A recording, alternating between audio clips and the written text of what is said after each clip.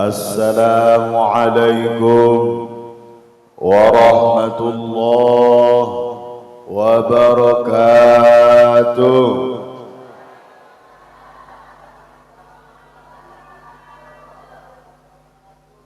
إن الحمد لله نحمده ونستعينه ونستغفره ونعوذ بالله من شرور أنفسنا ومن سيئات أعمالنا. من يهد الله فلا مضل له ومن يضلل فلا هادي له. أشهد أن لا إله إلا الله وأشهد أن محمدا عبده ورسوله. اللهم صل وسلم وبارك على سيدنا ومولانا محمد وعلى آله وأصحابه وذريته وأمته أجمعين. قال الله تعالى في القرآن العظيم: أعوذ بالله من الشيطان الرجيم. بسم الله الرحمن الرحيم. إنما يعمر مساجد الله من آمن بالله واليوم الآخر. أما بعد. Al-mukarramun wal muhtaramun, para kiai, para asatid, para sesepuh, para tokoh masyarakat wilayah Persil Raya, wabil khusus yang terhormat Ketua DKM Al-Ikhlas Persil Raya Ustadz Inanto SPDI beserta jajarannya. Yang saya hormati Ketua Komunitas Pecinta Sholawat Cirebon Ustadz Safri beserta kawan-kawan. Yang saya muliakan bapak-bapak, ibu-ibu, remaja-remaji, jamaah majelis Masjid Al-Ikhlas yang insya Allah kita semuanya semoga terus diberi kesehatan oleh Allah, terus diberi umur yang panjang untuk taat kepada Allah, terus diberi keistiqomahan melaksanakan perintah Allah, menjauhi larangan Allah, dan semoga kita semuanya menjadi hamba Allah yang husnul khotimah. Amin. Amin ya rabbal alamin. Pripun kabare bapak-bapak, ibu-ibu, sehat? Alhamdulillah. Badan sehat Bu? Alhamdulillah. Kantong sehat? Mencurigakan gitu senyum-senyumnya. Tanggalnya tua soalnya gitu. Lagi akhir bulan.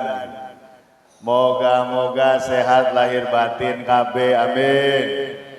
Anak-anaknya sehat-sehat, soleh-solehah, amin. Ibu-ibu, bapak-bapak yang dimuliakan Allah, perkenalkan, nama saya Warso Winata.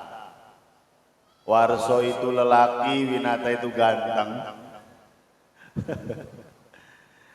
Diberi amanat oleh Pak Ketua.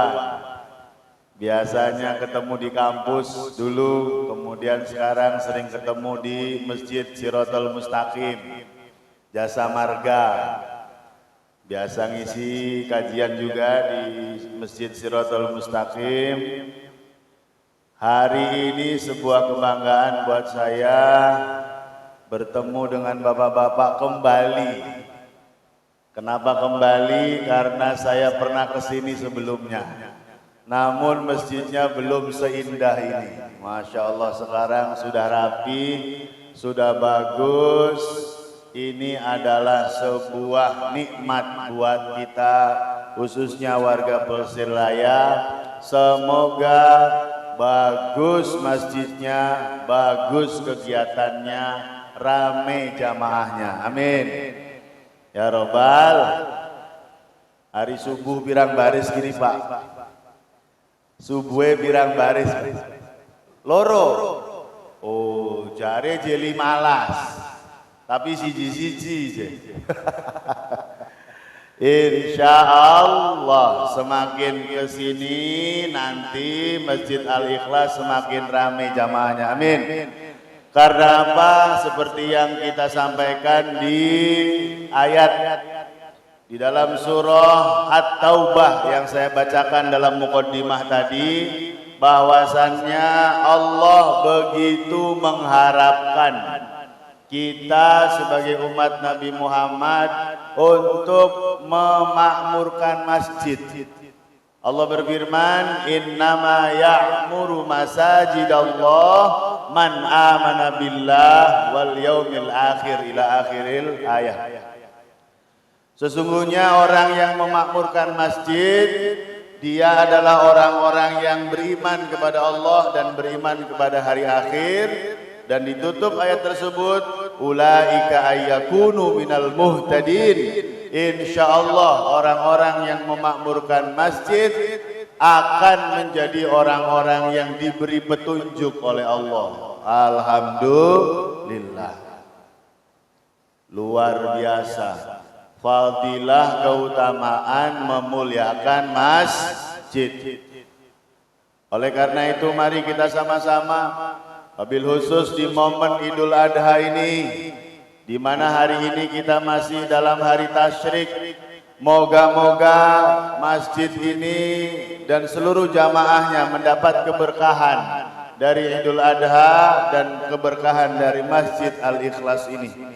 Insya Allah apabila kita betul-betul memakmurkan masjid ini, yang mana masjid adalah rumahnya Allah, kita muliakan rumahnya Allah, kita perindah rumahnya Allah. Rumahnya orang saja kalau kita muliakan orangnya senang, apalagi Allah rumahnya dimuliakan, maka Allah pun pasti senang. Orang yang memuliakannya pun akan disenangi oleh Allah Subhanahu wa ta'ala. Termasuk Allah pun berfirman, ya ayuhan nas, ada juga disebutkan ya ayyuhalladzina amanu kunu ansarallah. Hei orang-orang yang beriman, jadilah penolong-penolong Allah. Allah tidak perlu ditolong, yang perlu ditolong adalah agama Allah. Artinya Allah sedang menunggu peran kita. Allah menunggu kita ini jadi apa di agamanya Allah. Apakah kita hanya penonton saja? Apakah kita hanya yang ngomongin di belakang saja? Atau kita hidup, kerja, dapat duit, punya anak, tua mati saja? Atau kita termasuk yang memperjuangkan agama Allah? Oleh karena itu moga-moga ini yang hadir di sini dan jamaah masyarakat nanti yang akan memakmurkan masjid ini menjadi orang-orang yang berperan di agamanya Allah. Ada yang jadi panitia, ada yang jadi ketua DKM, ada yang jadi pembicara, ada yang jadi hadroh, jadi jamaah apalagi lebih penting. Wayang bu, lamun kita ngomong dewek kayak wong edan. Jamaah itu penting. Oleh karena itu Bapak berperan.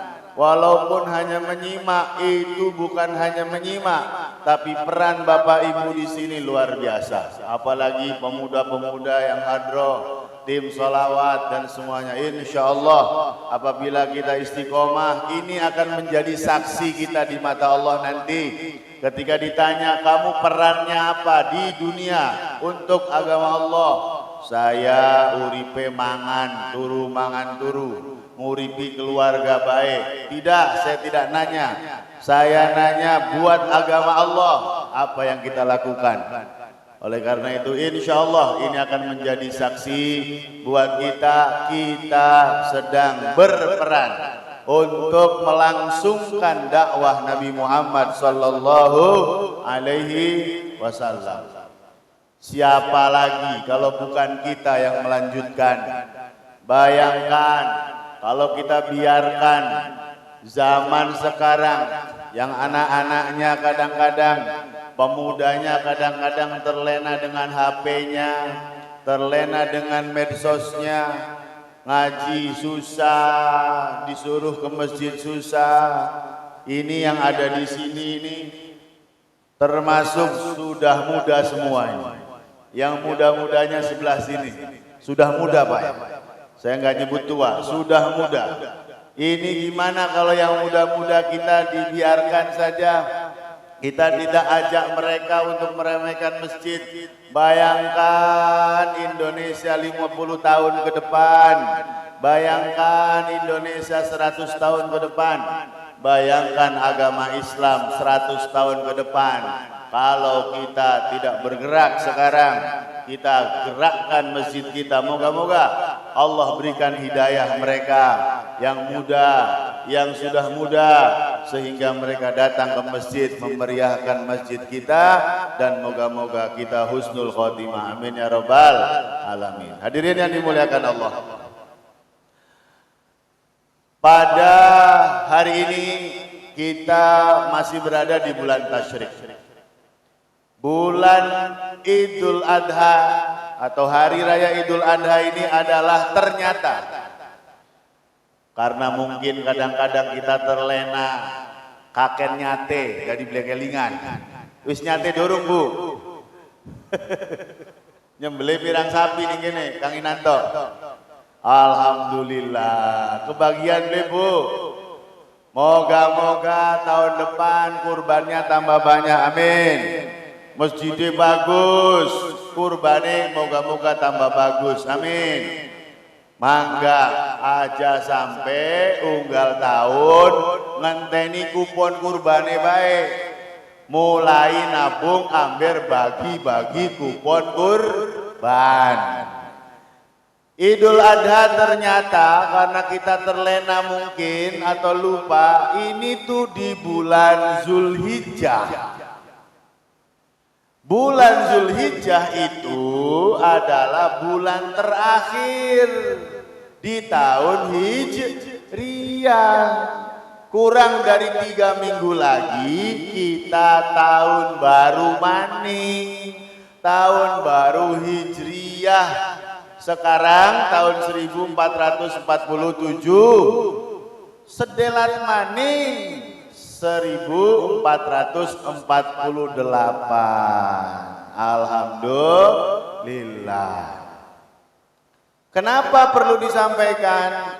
Karena kita ini diberi pergantian hari. Dari Senin ke Selasa, Selasa ke Rebo, beleng ngaruh, beleng efek. Pada baik Pak Ustadz yang mengkonon niku. Oke. Pergantian bulan dari Zulqa'dah ke Zulhijjah, dari Januari ke Februari, beleng efek, beleng ngaruh, laka pengaruh ya apa-apa, kaderan yo angger mengkonon niku. Nah, sekarang ada pergantian tahun. Kalau pergantian tahun beleng efek, pergantian tahun nggak ngaruh, apa ngenteni pergantian apa maning? Apa kudu ngenteni pergantian alam tah? Dari alam taro ke alam nasro, pergantian alam dunia ke alam barzah, baru kita ingat. Loh, oleh karena itu usikum wa nafsi, saat seperti ini mari kita sama-sama mengingatkan diri kita dengan ayat-ayat Al-Quran, wabil khusus yang ada di dalam surah Al-Hasyr ayat 18 yang insya Allah banyak yang hafal. A'udzubillahi minasyaitonirrajim. Bismillahirrahmanirrahim. Ya ayyuhalladzina amanuttaqullaha faltanzur nafsum ma qaddamat lighad. Hei orang-orang yang beriman, bertakwalah kepada Allah dan faltanzur, maka lihatlah diri kamu ma qaddamat, hari-harimu kemarin, lighad, untuk masa depanmu, untuk hari esokmu. Hadirin, kita ini ternyata disuruh melihat hari-hari sebelum kita ini, atau dalam bahasa kita muhasabah, atau bahasa lainnya evaluasi. Ternyata evaluasi diri, ngitung-ngitung diri, ngukur-ngukur diri itu bukan perintah guru, bukan perintah kiai saja, bukan perintah Nabi, tapi perintah Allah Subhanahu wa ta'ala. Kita disuruh untuk ngecek diri kita. Apakah kita ini sudah baik atau belum? Dalam sebuah riwayat, ada seorang sahabat Nabi yang ternyata pada suatu saat Nabi bersabda, dia ini ahli surga. Para sahabat kaget, waduh hebat sekali sudah jadi dijamin ahli surga sama Kanjeng Nabi. Para sahabat yang lain penasaran, kok bisa dia sudah dijamin ahli surga seperti para khulafaur rasyidin, seperti para orang-orang yang pertama kali masuk Islam. Ini apa keistimewaannya? Kemudian salah satu sahabat bertanya kepada sahabat tersebut, kira-kira kamu nih kenapa kok bisa menjadi orang yang dipastikan masuk surga, kata Kanjeng Nabi. Sang sahabat berkata, enggak tahu, saya sholat biasa saja, puasa biasa saja, tapi mungkin, nah ini dia, tapi mungkin kalau setiap malam saya sebelum tidur setiap malam saya mengingat semua perbuatan saya dari bangun tidur tadi. Apakah dari mulut saya ada dosa selama satu hari itu? Apakah dari mata saya ada dosa pada hari itu? Apakah dari tangan saya ada dosa pada hari itu? Sebelum tidur saya ingat-ingat semuanya. Apabila ada dosa saya langsung taubat kepada Allah dan meminta ampun. Apabila ada kebaikan saya niatkan untuk melanjutkannya besok. Shallallahu alaihi Nabi Muhammad. Allah, makanya beliau layak masuk surga karena setiap harinya nginget-nginget amalnya yang dari bangun tidur tadi sampai dia mau tidur, baru setelah itu dia tobat dan tidur dengan nyenyak. Nah, ibu-ibu kelingan beli dinakien wis ngomong nang sapa. Kapan terakhir ngomongin orang, Bu? Bapak-bapak ingat ke hari ini? Ndeleng apa? Bapak-bapak hari wis semene ana wong ayu masih dideleng beli, Pak. Oh, masih kudu, Cek. Hari ibu-ibu ana wong ganteng masih ngelirik, beli gini semene iki. Masih, Cek. Bokatan kang enom bae hari bapak-bapak sewisia ya, Pak. Bu, jadi ternyata contoh tadi ingin mengingatkan kita ini mungkin salah satu kekurangannya apa? Kita kadang-kadang kurang menghitung-hitung diri. Oleh karena itu, kalau setiap hari seperti sahabat kita nggak bisa, setiap bulan kita nggak bisa, bismillah ini akhir tahun. Walaupun mungkin kita kurang ngerasa ini ada awal tahun karena tahun barunya bulan Januari biasanya. Tapi kalau kita tidak rayakan, mau siapa yang merayakan Muharram ini? Oleh karena itu kita yang harus merayakan ini. Kita yang harus mengingat Muharram ini yang sebentar lagi adalah pembatas tahun dari 1447 ke tahun 1448. Oleh karena itu ayo sama-sama ibu-ibu yang dimuliakan Allah, mari kita jadikan ini sebagai pengingat dan renungan. Kalau nambah tahun berarti nambah umur. Kalau nambah umur berarti kuotae berkurang. Loh, tambah mene kuotae tambah habis. Lamun melu kuotae Kanjeng Nabi, umurnya Kanjeng Nabi 63 tahun secara hijriah, awas. Kalau secara masehi 61 tahun. Jadi aja hitungannya 63 tahun baik. Karena 63 tahun hitungan hijriah ke hijriah. Kalau kita kan nggak ada KTP-nya lahir 1 Rajab. lahirnya Masehi, bedanya jauh. 1 tahun bedanya 11 hari. Jadi kalau 30 tahun itu sama dengan 1 tahun bulan Hijriah. Makanya Kanjeng Nabi hitungannya standar 60 tahun. Jadi kang umure 40 tahun berarti kuotae 20 tahun lagi.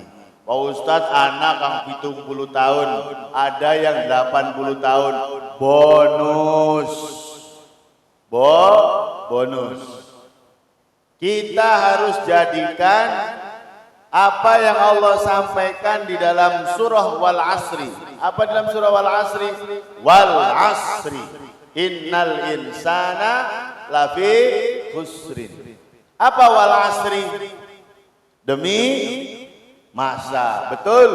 Salah satu maknanya asrun itu demi waktu.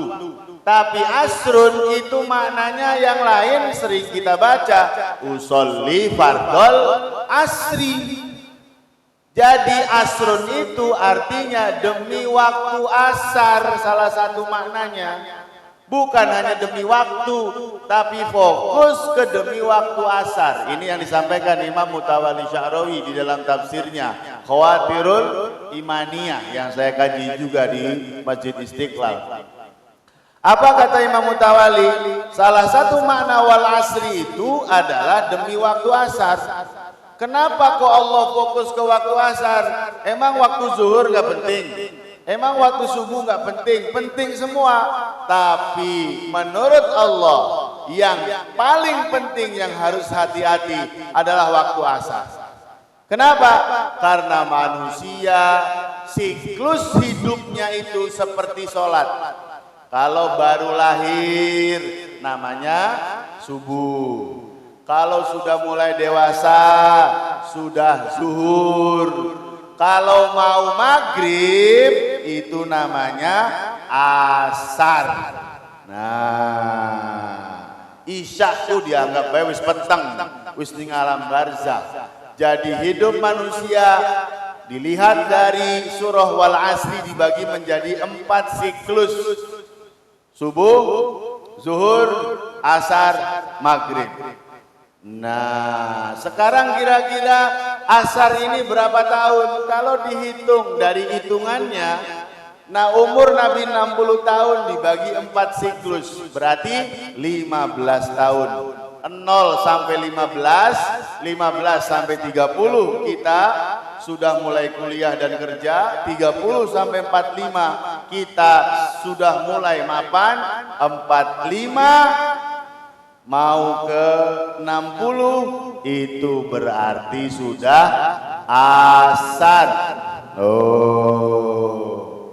Tapi sayangnya ketika umur 45 disitulah setan mengganggu dengan sekuat-kuatnya. Apa kata setan? Umur 40 tahun, umur lagi jaya-jayanya. Umur 40 tahun, umur lagi hebat-hebatnya. Padahal 45 tahun sudah berlalu, 15 tahun maning sisanya. Oleh karena itu ibu-ibu, bapak-bapak yang dimuliakan Allah, di sini ada yang sudah asar belum? Ada yang sudah asar belum di sini? Delengane anak kang jelat maling maghrib gini. Anak kang wis jam 5. Anak kang setengah 6.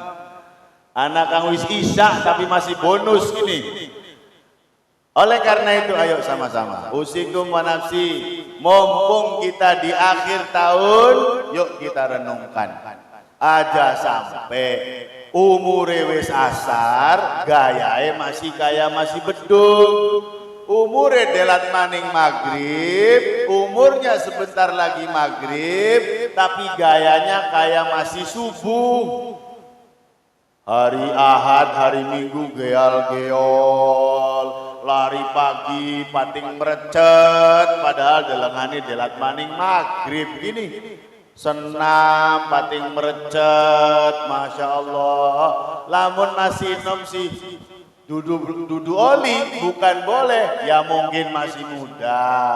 Ning kene kan mudae wis kabeh, aja sampai wateke carae hidupnya kayak yang masih muda. Kita ini mudanya sudah. Oleh karena itu, ayo sama-sama. Fal tangdur nafsu ma qaddamat lighad. Yuk kita lihat kembali. Bagaimana 24 jam kita dalam kehidupan kita ini. Selama sehari ini saja kita cek saja. Apa yang sudah kita lakukan? Berapa persen digunakan untuk tidur? Berapa persen digunakan untuk kerja? Berapa persen digunakan untuk yang lain-lain? Coba kita cek. Ibu kalau tidur sehari berapa jam? Standarnya katanya kalau sehat 8 jam. Ini standar wis 8 jam. Kecuali kang nambah-nambah ki, anggap aja 8 jam. Jadi 8 jam itu sepertiga dari 24 jam. Jadi hidup kita ternyata sepertiganya itu tidur. Sehari sepertiganya tidur. Berarti kalau kita umurnya 60 tahun, tidurnya berapa tahun? Dibagi 3. Dibagi 3. 20 tahun. Jadi kang umurnya 60 tahun, turuwe tidurnya 20 tahun. Allah. Jadi uripku ternyata akeh turuwe, Bu. Banyak tidurnya kita ini.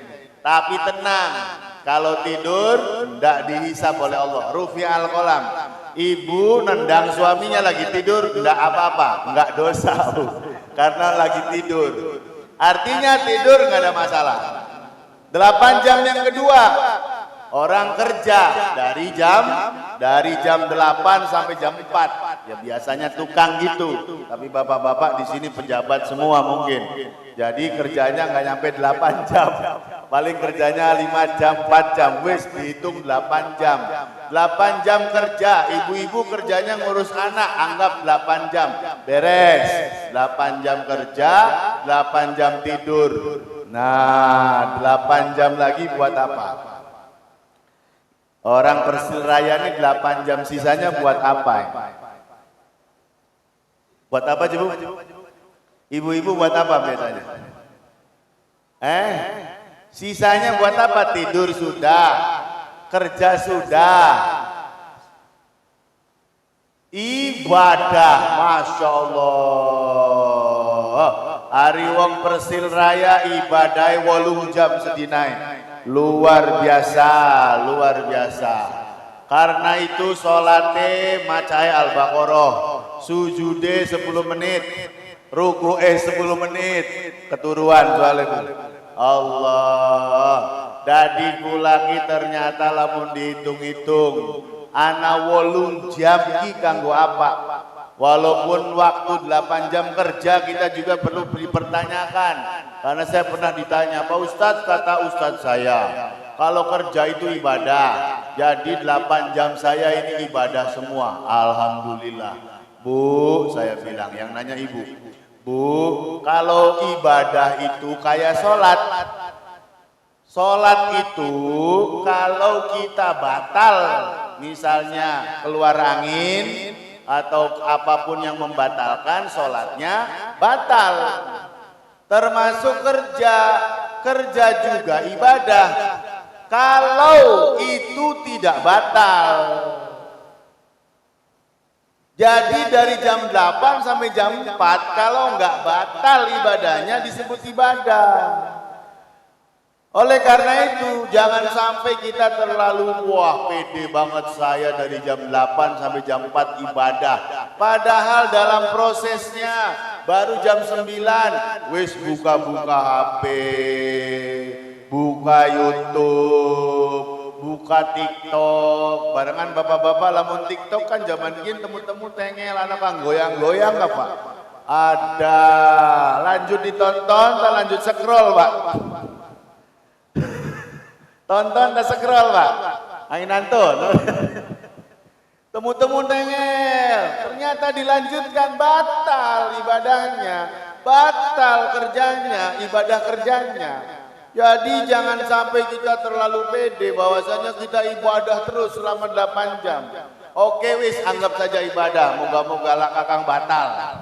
Karena kadang-kadang ning kantor temu-temu deleng rabine wong si ayu temen. Nah, Wis keder wis.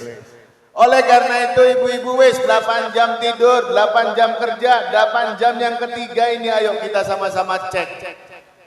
Ternyata kalau kita hitung-hitung 8 jam kali 365 itu 121 hari. Kalau kita sholatnya sehari itu 5 kali. Hari sholat jamaah nih gini pirang menit. Sekali sholat pirang menit. Malas menit dah. Pirang menit? 5 menit. Iya segolawan kulhu itu hari gelan kinsi. Paling kulhu maning karina atau ina inilah nih. Ya bu, lamun mentoke kul audhu birobinas. Ano imam baca waduha bekuang, aja waduha ang kesuwen ang. Allah nonton sinetron sejam loh ya. Kadang-kadang dawis pragat sejam. Ada imam baca waduha kesuwen, kulhu baca, kulhu. Ya Allah. Ternyata sholat kita standar 5 menit. Bahkan ada yang kurang. Ngibatan. Banyak yang kurang. Apa maning lamunan tokonya lagi rame. Bu, kalau tokonya lagi rame, banyak yang beli. Allahu Akbar, Allahu Akbar. Zuhur. Milih masjid tak milih toko? Milih masjid tak milih toko gini. Allah. Akhirnya kok bradat. Jengklit. Ya Allah. 5 menit bela dihitung. Ping 5, 25 menit. Sehari ibadah yang betul-betul kita kepada Allah. Salat 25 menit. 25 menit kali 365 hari. Pernah ngitung Bu? 152 jam. Sama dengan berapa? 6,3 hari.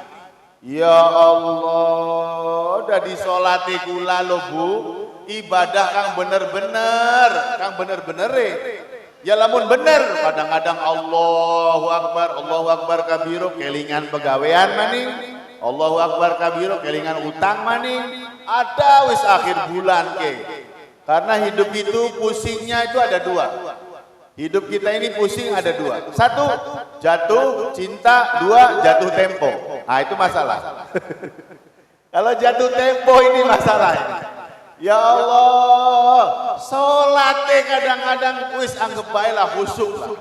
Anggap baik khusyuk. Kalaupun khusyuk kita itu ternyata cuma 152 jam. Setahun sama dengan 6,3 hari. Ya Allah. Loh. Serius ini Bu, serius ini. Allah. Jadi Bu, cuman 6 hari ibadah kita dari 365 hari. Nih gini je Pak Ustadz, dari Ustadz Dinantoe je, anak kang rajin maca Qur'an ninggal dina sejam. Allah. Wirid, maca Quran, sholat sunnah, 1 harinya sejam.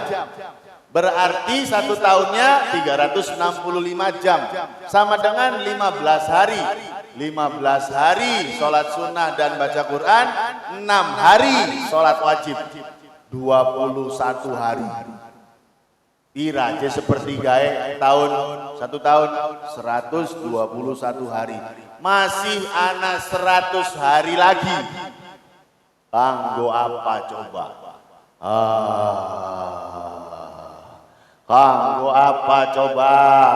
Ternyata scroll Facebook 10 menit, TikTok 10 menit, beli kerasa 100 hari sedina.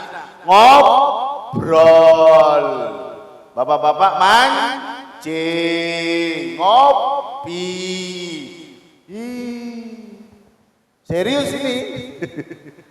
Ya Bu ya, ternyata kalau dihitung-hitung hidup kita ini banyak yang bukan untuk Allah Subhanahu wa Ta'ala. Makanya kalau kita kaji juz amma saja, karena apa? Allah membuat surat dalam Quran itu ada yang panjang, ada yang pendek. Pernah penasaran enggak? Kenapa Allah buat Al-Baqarah panjang, Ali Imran rada panjang, Yasin sedang, apa kang paling pendek? Al-Kautsar senengane golane kita, ina atau ina karo kulhu. Kenapa pendek? Kenapa ada yang panjang? Kenapa penasaran tidak?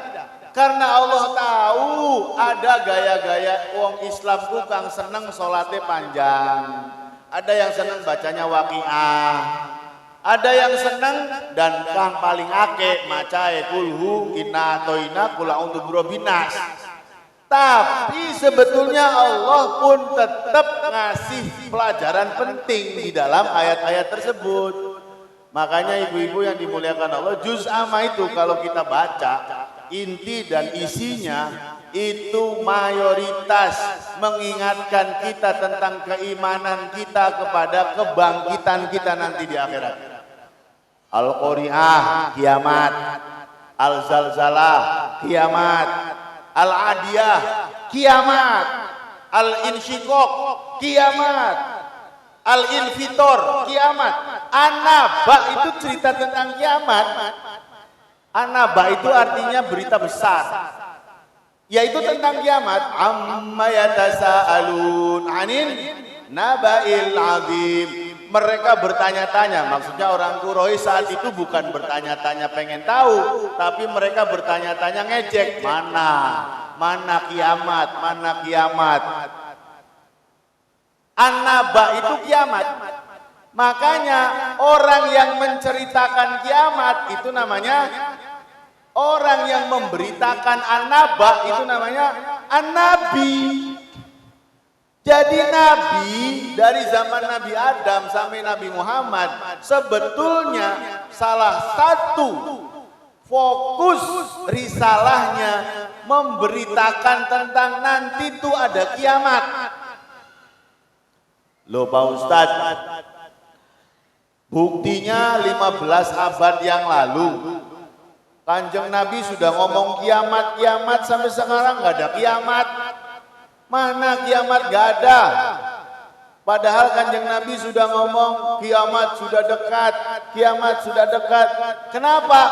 Karena kalau dihitung umurnya alam semesta ini, umurnya bumi ini menurut astronomi saja, menurut sains, bumi ini 4,3 miliar tahun. Jadi kalau 15 abad 1500 tahun ya bagian kecil, itu mah memang dekat. Walaupun mungkin menurut kitanya 1500 lama dibandingkan dengan umur bumi ini yang miliaran tahun, dekat. Oleh karena itu hadirin, termasuk Allah juga ingin menekankan kiamat itu bukan kejadian itunya. Mungkin kita tidak akan ketemu. Kapan kira-kira kiamat terjadi? Nabi pun tidak tahu, tapi Nabi ngasih tahu tanda-tandanya. Makanya dulu tahun 2012, tanggal 12, bulan 12, 2012, kiamat. Wah, kiamatnya priben.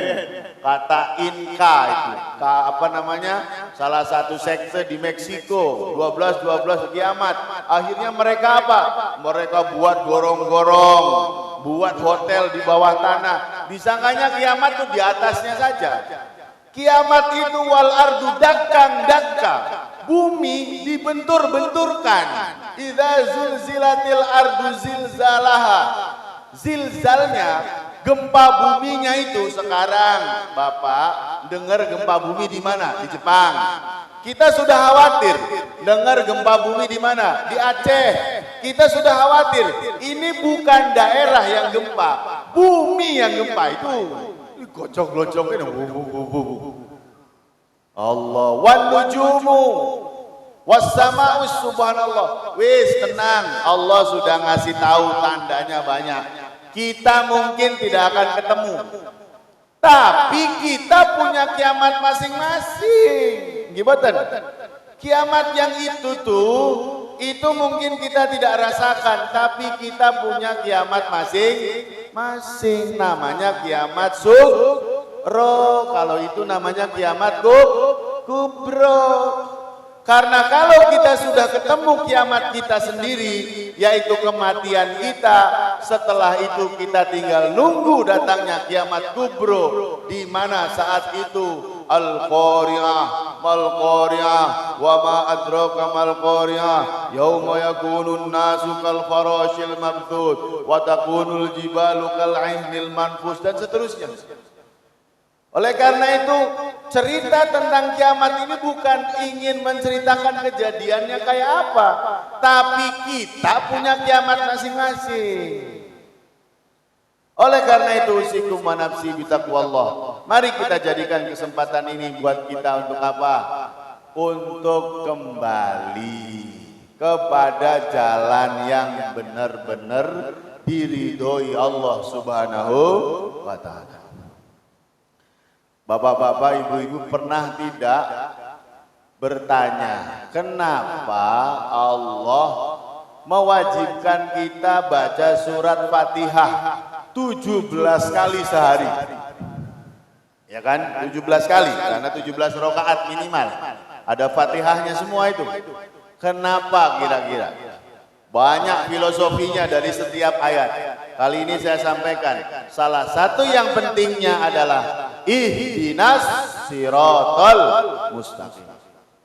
Kalau tahu maknanya secara sungguh-sungguh, yang artinya ya Allah tunjukkan saya jalan yang benar ya Allah, tunjukkan jalan saya yang lurus ya Allah. Kenapa? Karena kita ini sedang dalam perjalanan. Orang dalam perjalanan kayak saya setiap bulan ke Istiqlal, jelas mobil saya tujuannya ke Istiqlal, nyampe Istiqlal. Tadi saya dari Bode ke sini, tujuannya jelas, pakai map ke sini. Akhirnya saya sampai ke Persil, karena saya ada tujuannya jelas. Saya sering juga ke Bandung karena pengurus PWNU Jawa Barat. Ke Bandung mobil saya, jelas tujuannya. Bayangkan kalau mobil saya nggak ada tujuannya. Mobil saya nggak ada tujuan.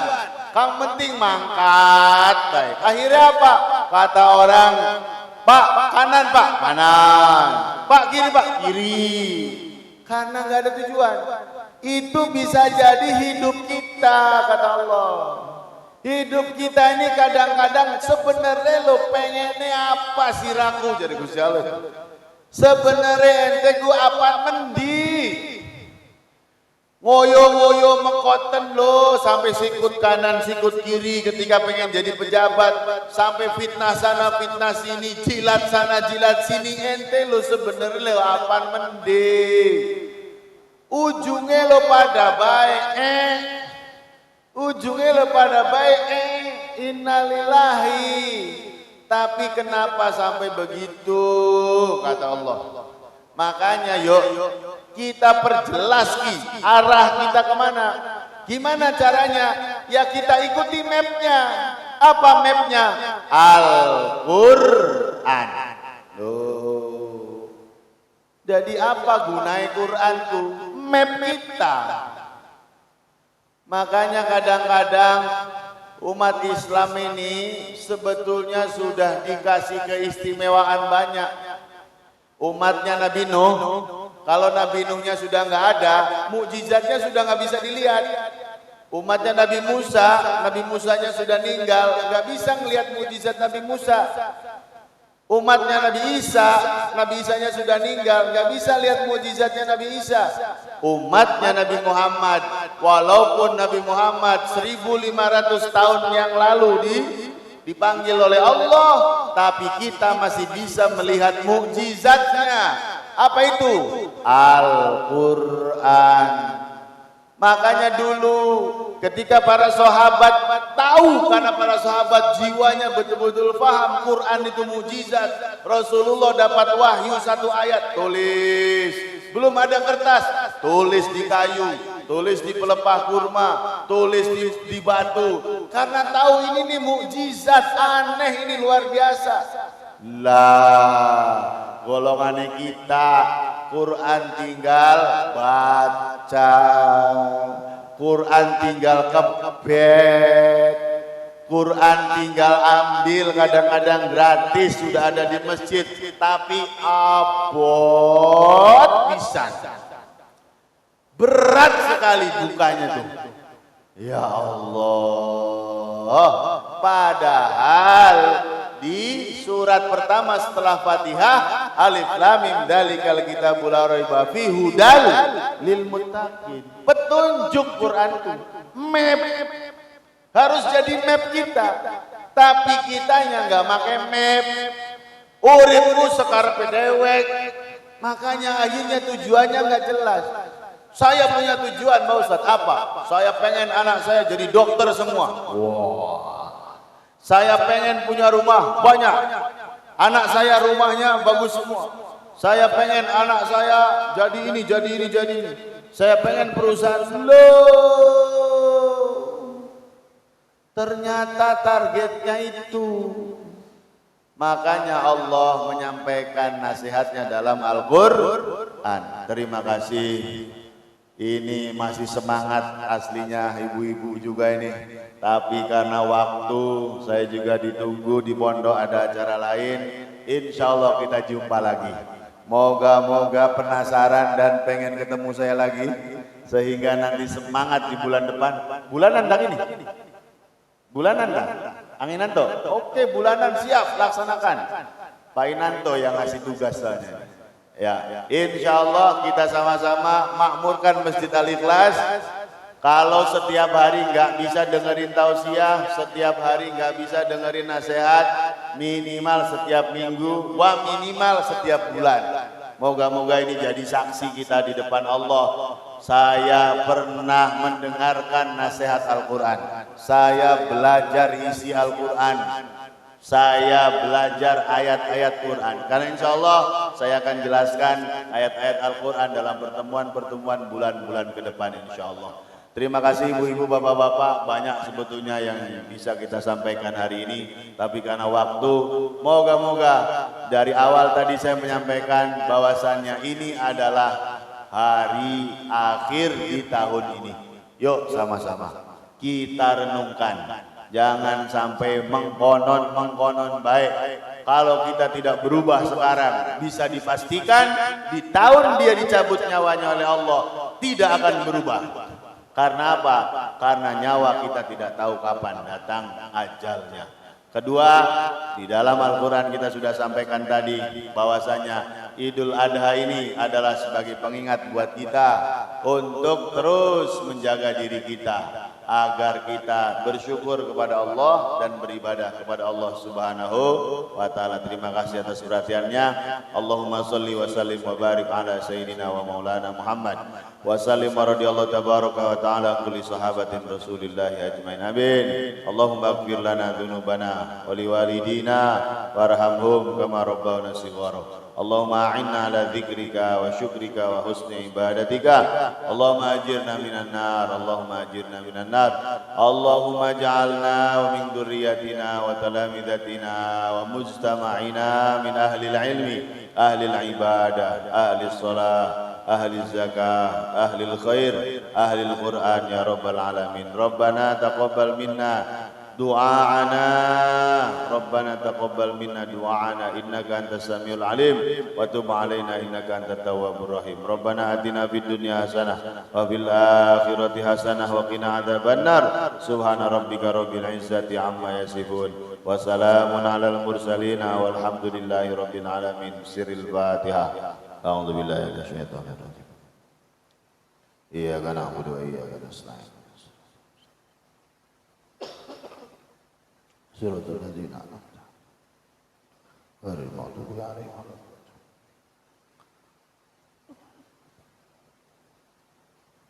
Terima kasih atas perhatiannya. Assalamualaikum warahmatullahi wabarakatuh. Terima kasih disampaikan Karom Bapak Yasin Wirso Winata SMA